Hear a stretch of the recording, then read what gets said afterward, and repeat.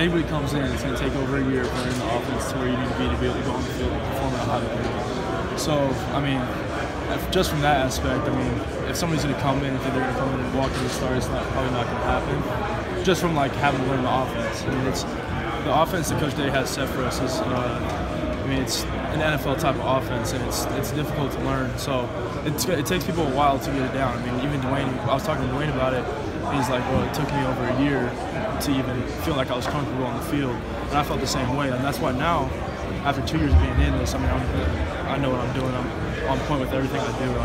I'm running the offense sharp. With Ohio State being out there in that conversation, regardless of what you think is going to happen, you are put in a position where you have to deal with that. Yeah. And I'm wondering what that position is like. How do you feel like you've handled that, and what does that do to your mindset, just because of the conversation? I mean, it doesn't change anything for me. I mean, I love my teammates. My teammates love me, and they know that I'm one person that's going to go out there and fight it out. I mean, that's what I've always done, and I have no problem doing it because, I mean, I've been an underdog my whole life, and I have no problem going out there and taking the job. Hey, just to double check, I wanted to confirm. Can you throw? Yeah, I can throw rather well. Something has happened here, right? Has there been some kind of weird perception somehow because you were in that goal line package that people think you can't? Yeah, I mean, I think that's probably what it was. I mean, I don't know what else it could possibly be. I mean, maybe because the spring game I didn't throw the ball that well, but considering the fact that I was with the 3 receivers and everybody else with the 1 receivers, I don't know. I mean, there isn't much for me to say. I mean, I go out there every day, and there's very few passes that I throw incompletions now at this point. So, I mean, I know the offense really well, and I know going through all my reads, I'm on point with everything. Do you know who holds the school record for most completions and accuracy in the game? Yeah, it's me. 10 for 10. If somebody transferred in, and we know who we're talking about, would you stay or would you consider transferring? Well, I mean, why would I leave for somebody that hasn't put a single second into this program yet? I mean, I've put 2 years of literally working my ass off into something that I've been waiting for and a dream that I've had my whole life. To just run away from somebody that hasn't even put a single second in winter workouts, anything like that, and doesn't know what the program's all about, there's not a chance. Tate, when you decided to come to Ohio State, what has happened in your first 2 years with JT playing and then Dwayne playing? Is there anything in your career so far that has surprised you? Did you maybe think you would be on the field by now? Or is this maybe how you thought it might go in your first 2 years? I mean, we're at a big-time program where all the best players, a lot of the best players in the country's come. And, I mean, it's just, sometimes it plays out like that, but the only thing it's done is made me hungry and ready to go out there and play when I get my chance.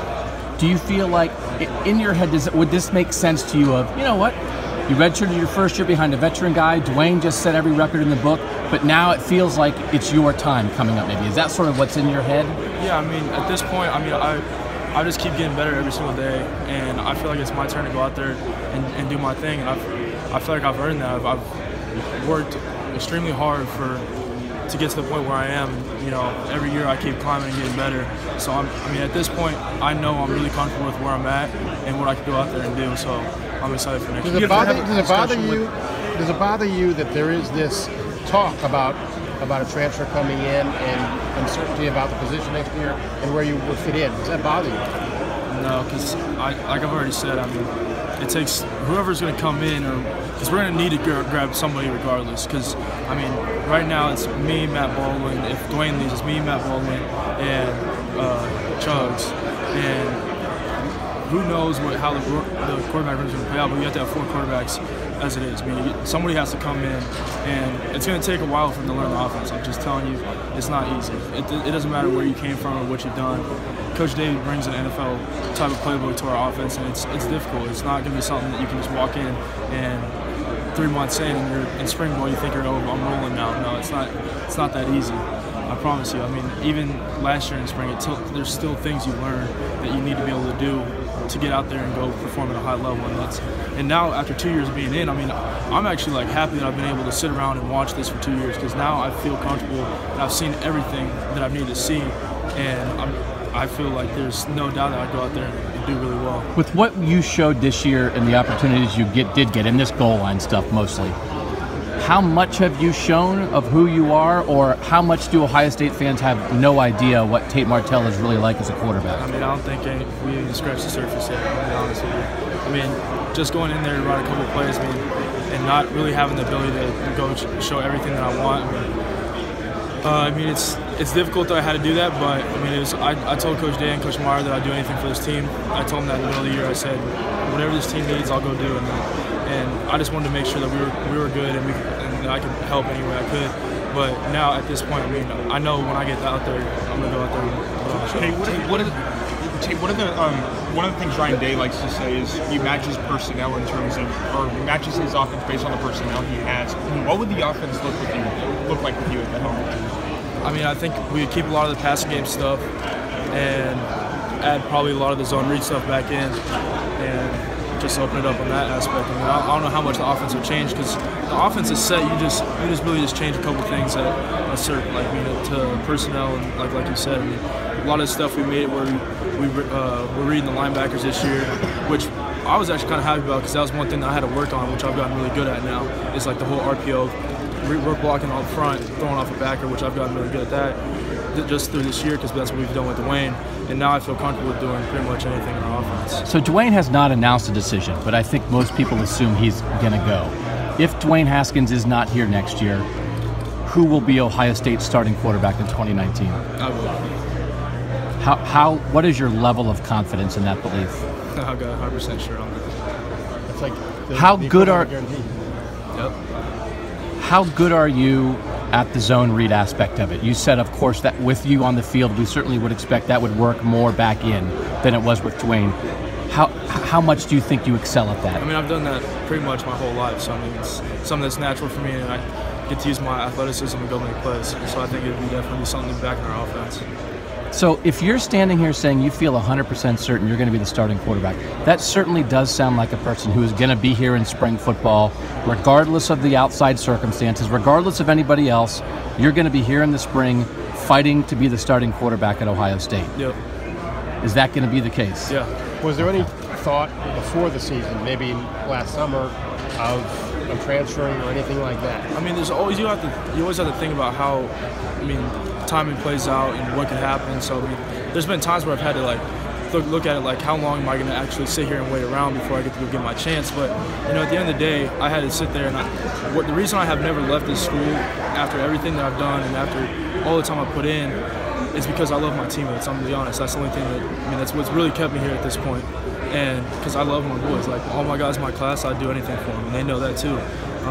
My whole team knows that. I mean, that's why I'm still here at this point. Because there's probably a ton of other schools I could be starting for right now, just to look like what Joe did. I mean, the fact that at one point there was JT, Joe, Dwayne, and me in the same room is just like, it's kind of crazy to look at it like that. Joe leaves, only gets one summer with a team, and there he is, a starting quarterback for a top SEC program. I mean, it just kind of shows what we had and still have in our quarterback room. In your recruiting class, some of the other quarterbacks that you were rated very close to, right, like Tua and Fromm and guys like that, we've seen what they have done. When you see guys like that in your class and what they've done, how has that been for you? Has it made it harder to not be on the field? And when you do get on the field, do you sort of think, I see what those guys did, that's what I'm going to do? I mean, at this point, I feel like after waiting 2 years and being able to see everything, how it's played out, and learning so much, I mean, I don't feel like there's going to be so much of a learning curve when I get to go out there, just being able to develop so much before actually getting out there and getting my first start. So that's what I think this has been good for me, waiting these 2 years, because now I've seen literally everything, and I've gotten a little bit of time to get out there and feel it out in the game. And so I don't feel like there's really going to be a learning curve for me when I get out there, just because the fact that I've had so much time to see what I need to do and how to run the offense and know every little detail in our offense. And I'm not asking if you're Tua. Tua's Tua, right? Yeah. But I mean, like, again, you guys were rated around the same areas. When you see him, do you sort of think like, yeah, okay, I can do that? I'm just going to go out there and give everything I can. I mean, that's all I can do. I'm going to go out there. I want to win games. I want to win the national championship. Well, that's my goal. Before putting anything in myself, what I want to do, I want to make sure that as a team, we need to get back in the playoffs. How was your relationship with Ryan Day, and what do you think his level of confidence is in you to be the starting quarterback next year? I think there's no doubt that Coach Day has a pretty good level of confidence with me. I mean, back when Coach Day was our interim head coach earlier in the year, if you see that's when I was actually rotating with the ones and getting some time. I mean, Coach Day knows what I can do, and he's seen how far I've come. He has a lot of confidence in me, and I obviously have a ton of trust in him. He's a great coach. As these transfer people, we believe in you. Yeah, that's exactly what he said right there. I mean, that's what he said every single time. I mean, we're gonna have to get 4 guys in this room one way or another.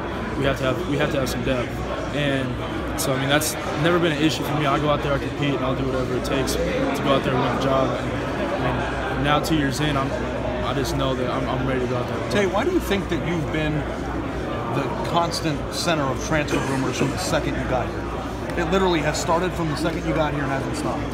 I think it's because everybody's seen what I accomplished in high school and figured that I want to get on the field, which I do. I mean, there's no doubt that I want to get on the field, but all that stuff's in the past. I mean, I'm just saying I want to play for Ohio State. This has been my dream since I was born, to play for Ohio State. And I'm not just going to walk away from something that I put so much time into, and there's not a chance that I won't go out there and compete for that. I won't go out there and just fight for my job. Is it weird to think that you're playing Washington? Yeah, I mean, it is a little weird. We were thinking about that. I was talking to my family about it. I was like, it's kind of funny that we're at the Rose Bowl, and yeah, I committed to them like going in 8th grade or something, but it's kind of funny. How serious was that commitment at the time? You were only, again, so young. Was it really 8th grade? Yeah, I was going 7th grade, going into 8th grade, and I committed to Steve Sarkisian when he was there, and then Coach Peterson was there, and I stayed committed to him. But I just felt like, I mean, I've committed at such a young age that I just needed to see what the best for me. So. Have you been waiting for a chance to sort of say your piece on this stuff? Yeah, a little bit. We've been waiting to talk to you. Yeah, I figured. This has been great, man. When you were walking in,